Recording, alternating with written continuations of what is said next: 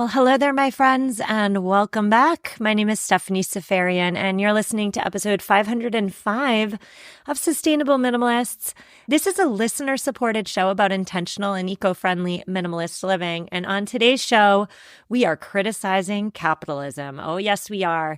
My guest and I are also offering up ways to insulate ourselves from capitalism's most damaging effects. Now, let's back up. For many people, the idea of anti-capitalism seems ridiculous. I mean, just look around. Look at all the amazing goods and innovations capitalism has produced.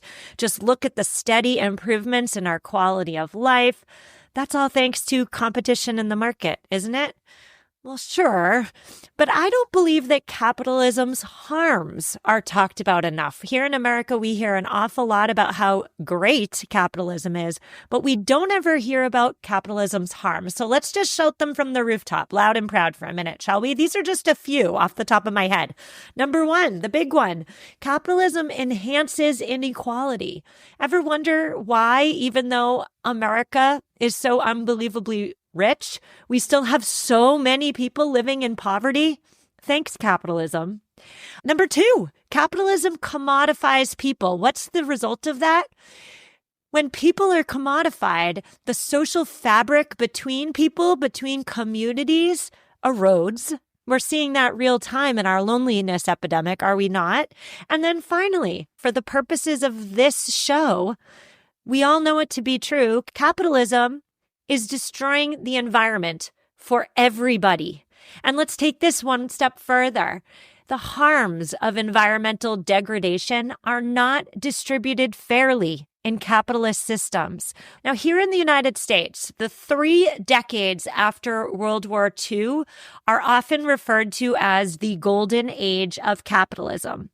And that's mainly due to the fact that social democratic policies were enacted during those 3 decades, and those social democratic policies contributed to a more humane form of capitalism than we are experiencing now.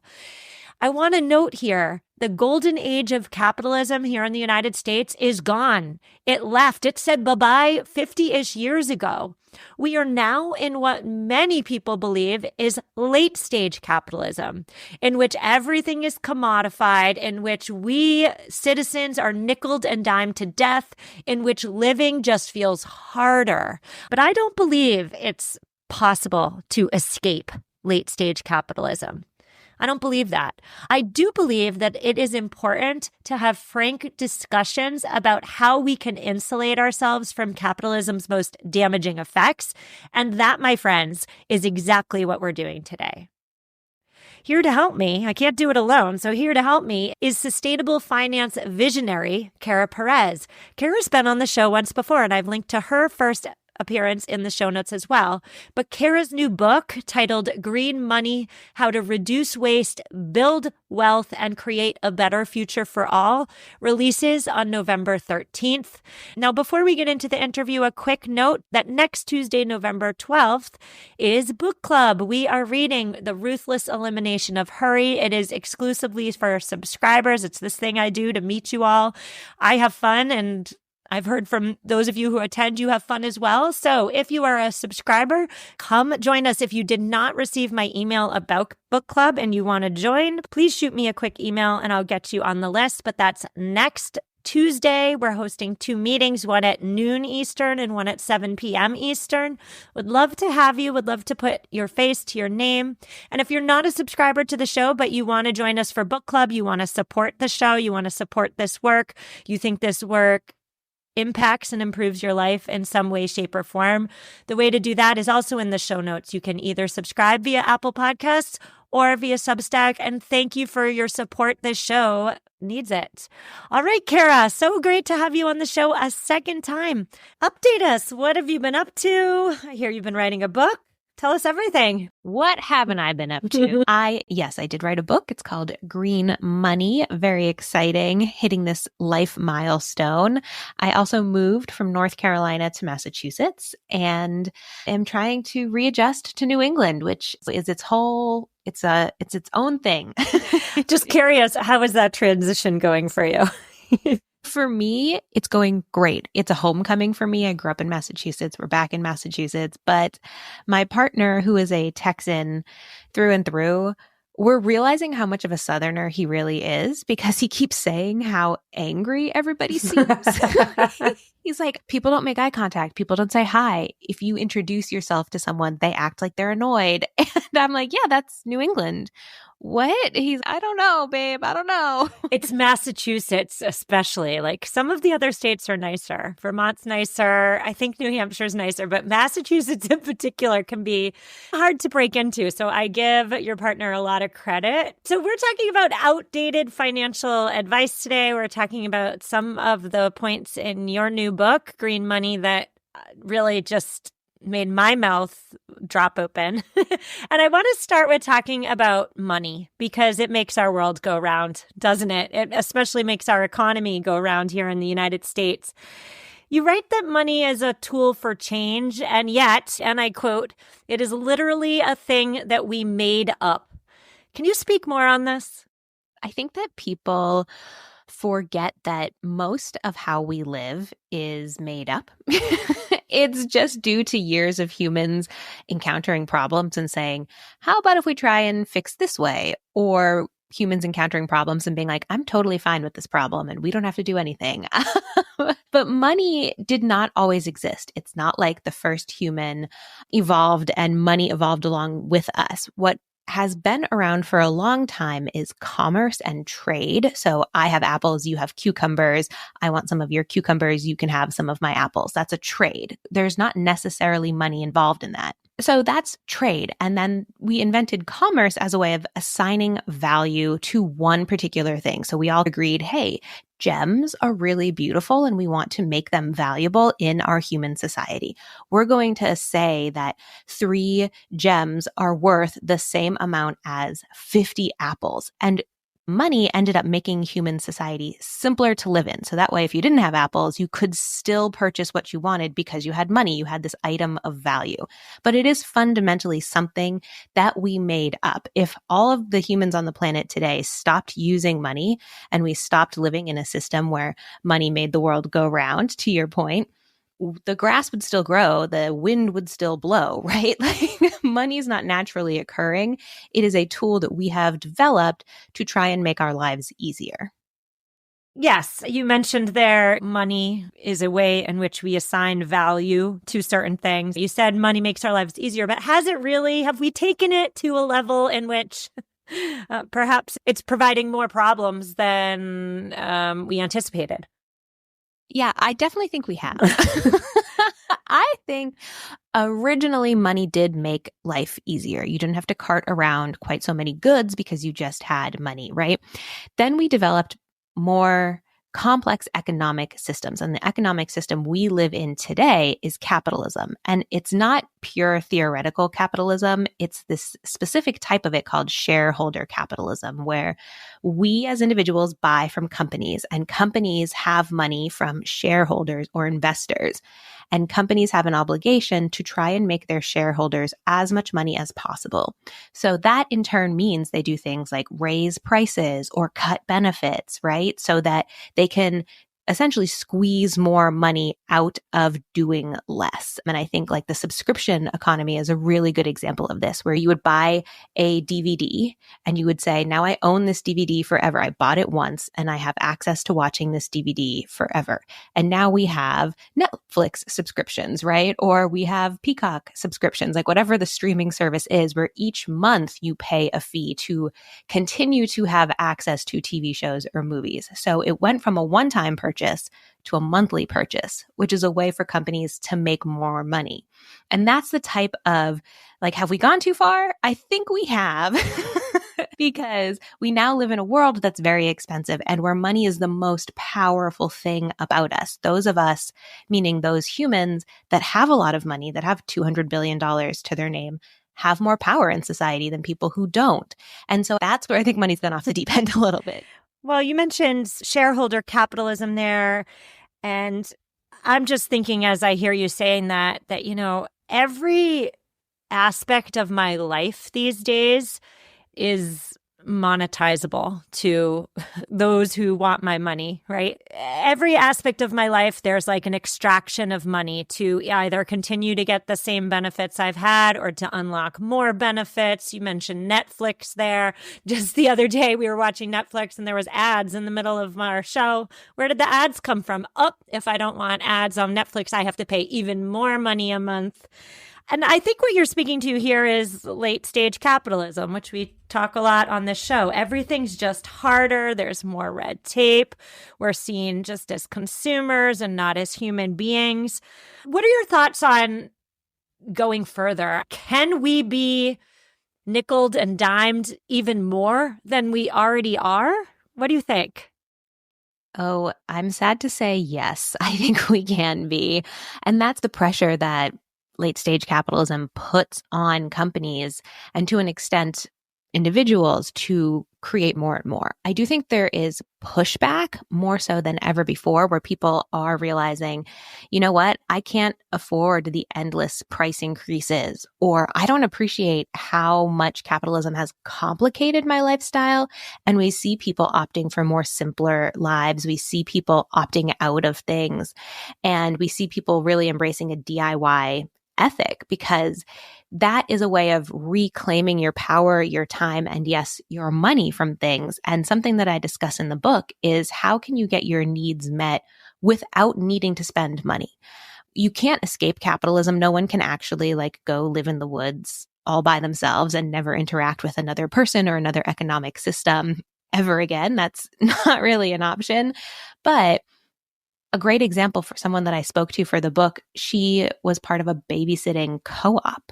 So she and other parents in her neighborhood would exchange time babysitting for each other's children. And they just had a spreadsheet where they tracked, oh, Susie and Jose spent 6 hours watching my kid, so now I owe them 6 hours. And there was never an exchange of money.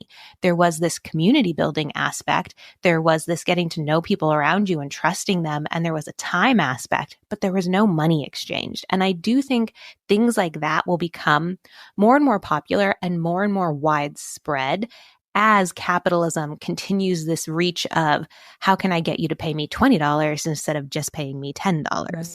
Yes.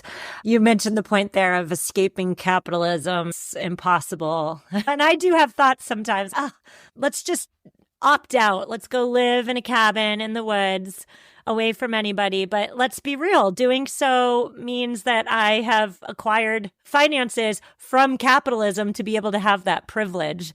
But I want to talk about the economic system of capitalism here in America, and especially with the presidential election.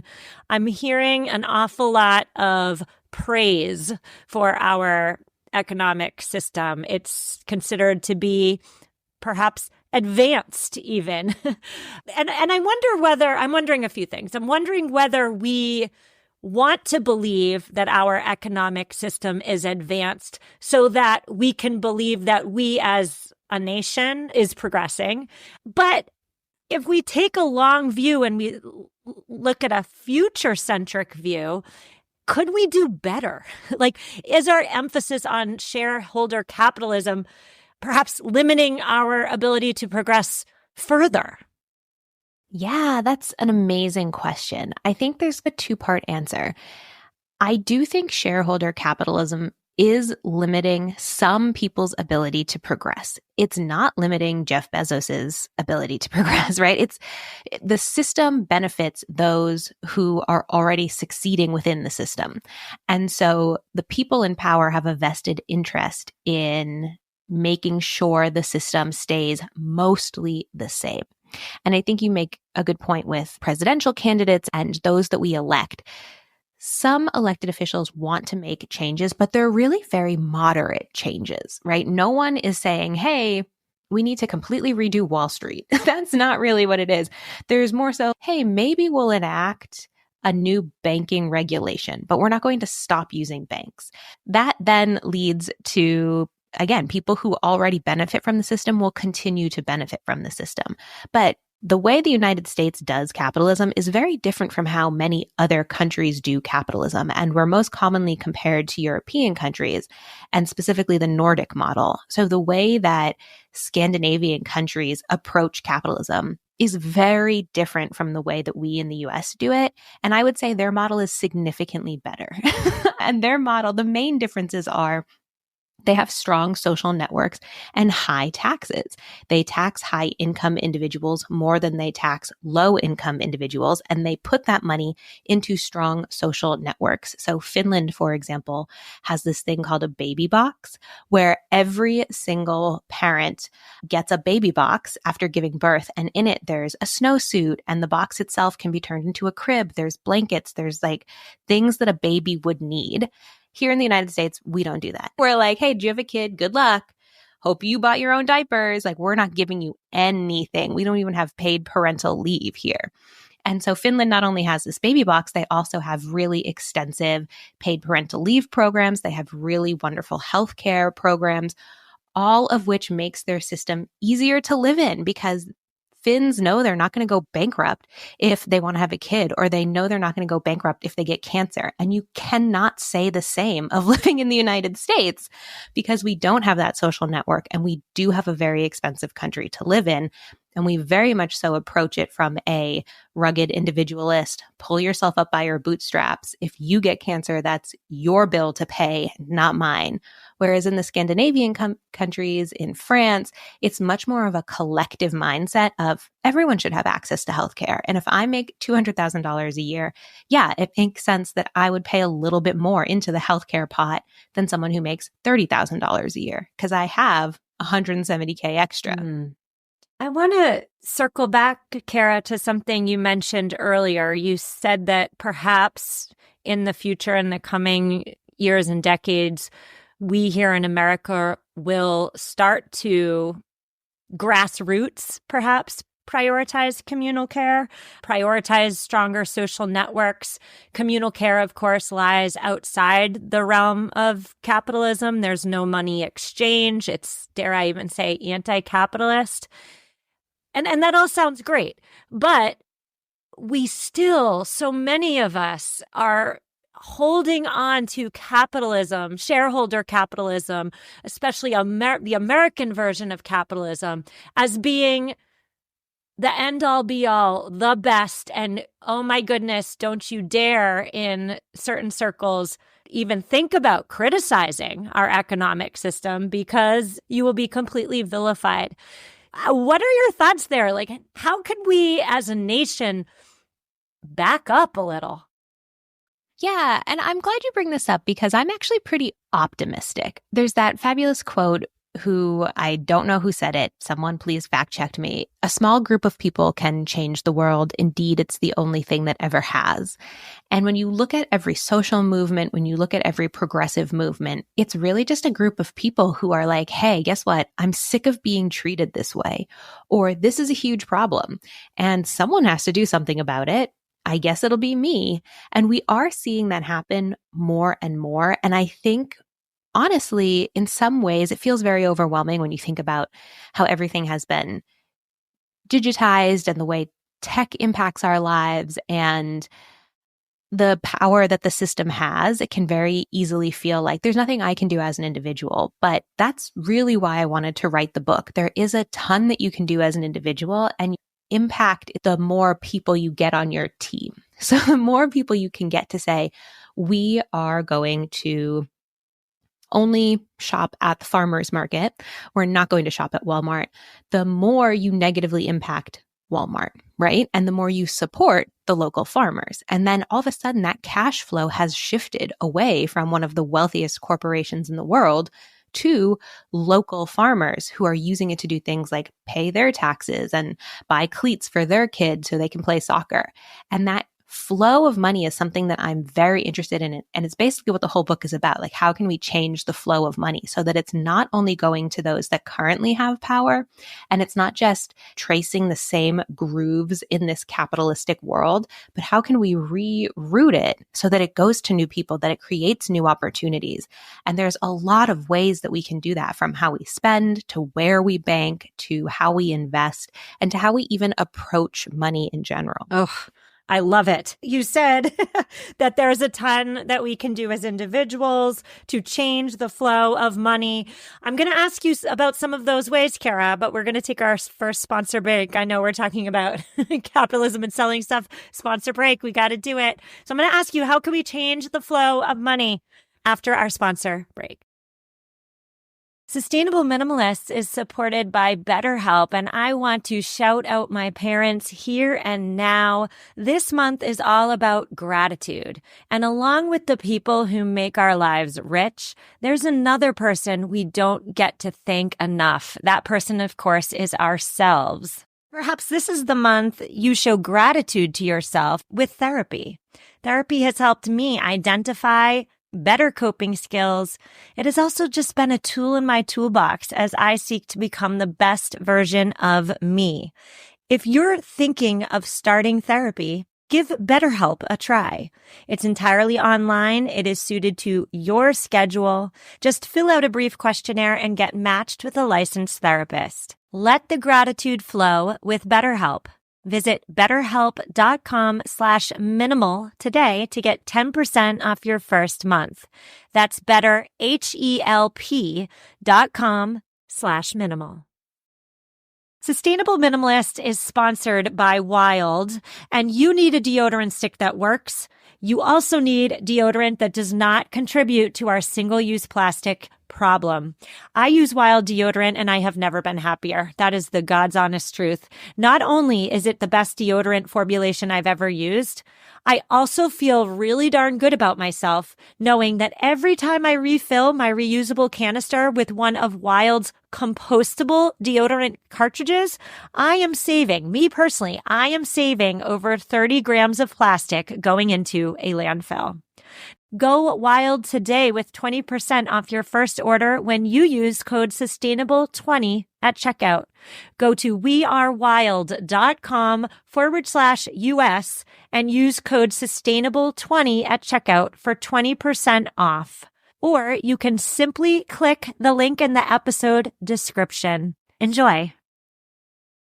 And we're back. Today I am speaking with Kara Perez. She is a second-time guest on this show. I've linked to her first appearance in this week's show notes, but she's the author of a new book coming out very soon, November 13th. It is titled Green Money: How to Reduce Waste, Build Wealth, and Create a Better Future for All. Before the break, Kara, you piqued my interest. You said that there's a ton that we as individuals can do to change the flow of money. Give me some of your ideas. Yeah, this is my favorite thing to talk about in the world. So I have a lot of ideas.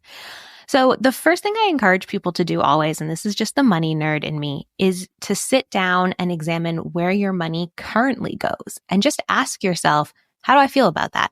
And some of it you may honestly not have a feeling about. Oh, I have to pay the light bill. Do I have a feeling about that? Not really. I just need electricity to survive. And that's okay. But you may find, oh, I've been paying this subscription and I never use it and that annoys me. Okay, great. That's a way to reclaim that money by stopping that subscription. So now you've saved yourself some money and the question becomes, what do I do with this? Do I save it? Do I invest it? Do I put it into another company that I feel good about? And this is, I think, the important distinction between capitalism and commerce. Spending money by itself is not necessarily like a bad thing that damns us all. How we use our money impacts the world around us. So if you decide to stop shopping at Walmart and you decide to get all of your food at a local farmer's market, you are redirecting that money, right? So sit down, review your money, see how you feel about it. From there, ask yourself, who am I trying to be in this world? Really, who am I trying to be? Capitalism keeps us busy, right? Every time you talk to someone, you're like, how have you been? People are like, oh my God, so busy. And that has really become a very normal response, or I should say it's become a common response, but I encourage people to not think of that as normal. You shouldn't be run ragged all the time. You shouldn't be too busy to pay attention to the type of person that you are and the type of world you're building for yourself and others. Capitalism wants you to be too busy because when you're busy, you're tired, you're more willing to say, oh, let's just order in. Or I'll just get delivery for the groceries. I'm not going to go to the grocery store. Or we'll just hire someone to do that. And now you're spending more money. After you've reviewed where all your money is going, asking yourself, who am I trying to be in this world? And what do I want my money to help me do? Maybe my spending is a way that I can support local businesses. Maybe it's a way I can support women-owned businesses. Maybe my spending is a way that I can reclaim my time by, yes, hiring something out. But you need to understand what you want to do. And then the third thing that I encourage people to do is think about a way that you can get something that you want without needing to spend money. And you don't necessarily need to start a whole babysitting co-op, but can you get to the grocery store without spending money? Just think about it. Can I do that? Am I capable of doing that? Or is there a way I can do that? Can I walk? Can I bike? Can I hitch a ride with a neighbor? Just, is it even possible? I'm not asking you to go do it just yet. I just want you to ask that question because we get so bogged down by the busyness of our lives, the stress of our lives, that we really forget to bring creativity to our financial lives. And honestly, I feel so many of us forget to bring hope to our financial lives. We just get stuck. And so just asking these questions, can I hang out with my friends without spending any money? What would that look like? Is that a picnic in the park? Is that inviting them over to help me paint my bathroom? What is that? And just asking that question, opening yourself up to that creativity is a way for you to redirect the flow of money in your life and to have your money impact the world. Yes, I love it. And just bringing it back around to the beginning of our conversation, Kara, you mentioned that the dawn of currency was a means by which we were enabled as humans to assign value to stuff. So why don't we continue to assign value to stuff through money? Why don't we look at it that way? We can assign value to a woman-owned business or a local farm, let's say, as opposed to assigning value to Walmart or Amazon, is what I hear you saying. Instead of looking at spending money as it's a necessary evil, it has to be done, and Walmart's the cheapest or Amazon's the quickest, let's instead flip the script and think about it more as assigning value. And you made another point about seeing how you cannot spend money. Perhaps you're seeing your friends, and can you do so without a transaction? Maybe instead of going out to a fancy dinner with expensive drinks, we invite our friends over and do a potluck style or something along those lines. However, and I don't know if this is just due to the community that I live in or whether this is pervasive across lots of different types of communities, but in 2024, where I live, it feels as though spending money is just par for the course. Leaving the house means spending money. Nobody else seems to be concerned with this, at least in my circle. Like, it's just what you do. Are you feeling that at all? And if so, how do you combat that? Yeah, I think that is very common. And I think it's mostly just because people are lacking that creativity of asking, why is it this way? How did we get here? Most people simply aren't asking that question. You're interested in sustainability and minimalism, and a lot of people don't even open the door to wonder in their life. And I don't mean wonder like awestruck. I just mean in a questioning way. And I think that's in part because we are so busy. We are so tired. A lot of us are sick, right? There's just a lot to occupy your energy. But you're absolutely right. There's all those memes online. That's every time I leave my house, it costs me $100. And that's because every part of our life has been monetized. And there are very few spaces you can go outside of your home for free. You can go to public libraries, you can go to public parks, and that's pretty much it. right? If you go to a coffee shop, the expectation is you'll buy a coffee. If you go to a restaurant, you'll buy food. If you go even to do something like, oh, I'll just walk down this like cute part of my town, it's like the expectation is that you'll be popping in and out of stores and you'll be spending money. And so that's really challenging. That is a way that capitalism has enmeshed itself into every second of our lives. And I don't want people to hear that and think, oh my gosh, so what's the point? Because I think instead the question becomes, how can I do things a little bit differently? Don't go trying to change every aspect of your life and taking on capitalism as a one-woman show immediately. Just how can I begin to do things differently? Can I join my local Buy Nothing group and get my kids' holiday attire for free? Great. Let me try that. Or can I plant a garden and try and grow my own carrots? Let me try that. So just opening yourself up to trying things differently, even if no one else around you is asking those questions or doing those things, being comfortable living a little bit differently, or just, again, just trying. I think that's really the crux of anything in life. If you want to get more fit, you have to try a new way of eating, a new way of working out. If you want to learn a language, you have to try speaking in that new language.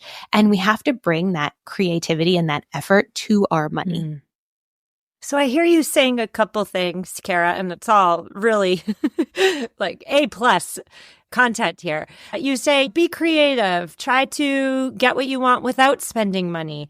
I hear you saying, let's go back to the assigning value aspect of using money. Perhaps we're assigning value to local stores as opposed to big chains. Perhaps we're paying a little bit more when we do so. I think about my local farm. We have a CSA. Yeah, we're paying more for our fruits and vegetables, but I'm assigning a higher value to those local and organic fruits and vegetables than I would to other items, let's say shipped from Mexico, perhaps. Do you have anything to say about spending more as a means sometimes to vote with our dollars, perhaps? Be more money conscious? I mean, we've been framing this conversation through the lens of spending less money, but what about, in certain instances, spending a little bit more? You know what? I'm so glad you asked that, because I just said to my Patreon community, sometimes you need to spend more to save more. And in this instance, I had bought myself, so I did low spend September, where I was just trying to spend less. I didn't have a hard goal of I'm trying to save $1,000 or anything. I had a really expensive summer and I wanted to try and kind of reclaim my money in September and spend less. But I bought a bathing suit bottom in September because everything summer related goes on mega sale in September because summer's over and brands and companies are trying to clear things out. And I got this bathing suit bottom that is made in part with recycled ocean plastic, so plastic that they pulled out of the ocean. And it is from a woman-owned company, which are two big values for me. I like to try and support women-owned companies, and I like to try and support environmentally friendly brands. And it was less than $12. It was like $11.38 because it was on mega sale. And so I was saying to my Patreon community, if I had waited because it was low spend September and I wasn't supposed to be buying non-essentials, and I'm not about to go swimming anytime soon, really, it actually would have cost me more money because bathing suits were going to be completely removed from the store by the end of the month. And then I would have had to wait until spring when they'd be full price again. So actually spending this $11.38 saved me, because I think the normal price for this bathing suit was like $50. It was a huge savings. And we have been talking a lot about spending less and saving more and trying to opt out, but sometimes how you opt in really matters. And so another good example of this is I invest aggressively in the stock market. The stock market is just capitalism personified. However, I don't invest in fossil fuels, oil, coal, and gas. I don't invest in any companies that manufacture or produce oil, coal, and gas. because I consider myself an environmentalist. Climate change is real. And I'm like, I'm not trying to hurry this along. And this is a way I can vote with my dollars as an individual. And I have a bunch of money invested. I've been investing for almost 10 years, right? So it's not like this is a $10 purchase. Like, we are talking about hundreds of thousands of dollars that I as an individual am withholding from oil, coal, and gas companies. And that is a way where I'm spending money, right? I'm buying these investments for my future security, but I am still practicing my values. So if anyone's listening to this and they're thinking, great, I got to go live in a cave and only eat rice and beans, and that's the only way I can be ethical under capitalism, that's not it at all. And that's why so much of my advice and what I explore in the book, I really wanted to use the book as a chance to highlight people who are already being creative, who are already doing things differently. And so we've got the babysitting co-op. We've got the story of a woman who helps people create gardens in their front lawns. And it's like, wow, look at all these people who are already living differently and who are spending differently, who are saving differently, who are banking green. Here's how you can join them. Yes, I loved the stories in your book. They were so motivating. I could tell you chose them with care. So tell us more about Green Money. What's in it? When does it come out? Give us the details. Oh my gosh, my book baby. So Green Money comes out November 13th, and it's currently available for pre-order. So you can get that on Bookshop. You can get that on Target, Amazon, all the places. My publisher would probably love it if you bought it from Amazon. I keep pushing the Bookshop org, and my publisher keeps being like, hey, Amazon runs the book world, right? And I'm like, the whole book is about changing the system. But it is available for pre-order. And yeah, it really is my little baby. It is my kind of plea and also my rallying cry for the world. So if you're ever feeling frustrated or alone or just confused about how to make change in a world that often feels overwhelming and imposing, I really wrote this as a guide for those moments. And one more plug for it. I read it. It was amazing. Kara, I just want to thank you for coming on the show. I wish you so much success with your book, baby. This is really exciting. Thank you so much for coming on. Thank you for having me again. It's always wonderful talking to you. That's a wrap, my friends. A few quick housekeeping issues before we say goodbye.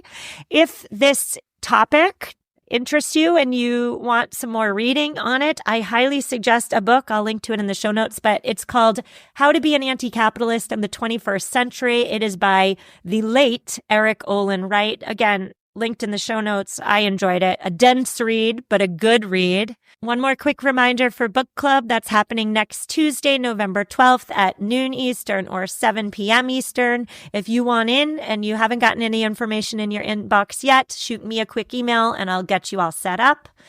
If you like this show, if it impacts your life, if it improves your life, if you look forward to Tuesdays because you know a new episode's coming out, please consider supporting it. And I know how ironic it is putting an episode into the world about anti-consumerism, anti-capitalism, and then asking you to support the show financially.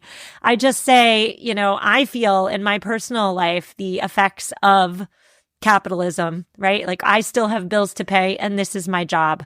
So if you receive benefit from this show and you want it to continue, because spoiler alert, it might not. I might have to go get a job that pays the bills, on a biweekly basis.